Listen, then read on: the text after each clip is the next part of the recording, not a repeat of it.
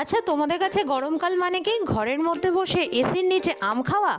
না বস, আমরা অনেক পাগলামো করে ওয়ান ডে পিকনিকে এই গরমে বেরিয়ে পড়েছিলাম। সাথ দিয়েছিল আমাদের বাড়ির সিনিয়র সিটিজেন স্কোয়াডও। হাওড়া স্টেশনে পৌঁছে ট্রেনে ঝাপাং করে চেপে পড়লাম, আর তারপর ঝিকঝিক করতে করতে চলে এলাম দেউলটির রিসর্টে।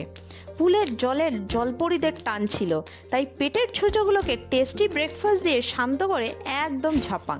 এখানে এসে বুঝলাম বয়স শুধু আধার কার্ডেই বেড়েছে, মনে নয়। স্নান করে দুই ভূতনি ভর দুপুরে একটু দোলনা খেয়ে নিজেদের আরও বড় পাগল প্রমাণ করলাম। যাই হোক, সবাই এবার ছুটলাম মাটনের টানে। আনলিমিটেড বাফে এনজয় করে চললাম কথা সাহিত্যিকের বাড়ি। অ্যাডভেঞ্চারে ভাটা পড়তে দিলে চলবে না, সে যতই গরম হোক।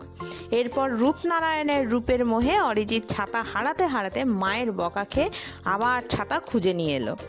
ফিরলাম সন্ধেবেলায়, এনজয় করলাম পকোড়া, চা, আর তারপর দিনের শেষে হয়ে গেল আমাদের জেলোসিল পার্টি।